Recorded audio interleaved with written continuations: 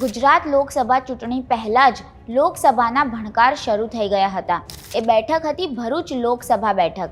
ચૈતર વસાવા અને મનસુખ વસાવા આ બેઠક પરથી લડવાના છે, પણ હવે અપડેટ એ આવી છે કે દિગ્ગજ આદિવાસી નેતા છોટુ વસાવાનો પક્ષ પણ ચૂંટણી લડવાનો છે।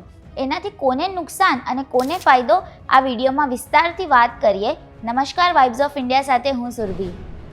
લોકસભાની ચૂંટણી જીતવા માટે રાજકીય પક્ષોએ તડામાર તૈયારીઓ શરૂ કરી દીધી છે।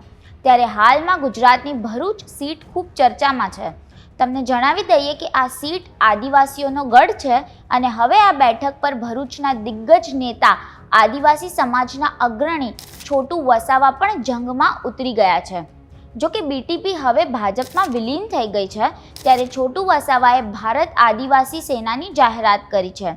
આ પાર્ટીના અધ્યક્ષ તેમના પુત્ર દિલીપ વસાવા છે અને એ જ ભરૂચ સીટ પરથી ચૂંટણી જંગમાં ઉતરશે। તમને જણાવી દઈએ કે છોટુ વસાવા આદિવાસી સમાજના દિગ્ગજ નેતા છે। 7 વાર ઝઘડિયાની બેઠક પર ધારાસભ્ય રહી ચૂક્યા છે, જ્યારે ભાજપના ભરૂચ બેઠકના ઉમેદવાર મનસુખ વસાવા ભરૂચમાંથી 6 ટર્મથી જીતતા આવે છે। સાથે જ 7મી વખત પણ તેમને ટિકિટ આપવામાં આવી છે, જ્યારે સામે પક્ષે આમ આદમી પાર્ટીના ચૈતર વસાવા છે, જે એક યુવા આદિવાસી ચહેરો છે।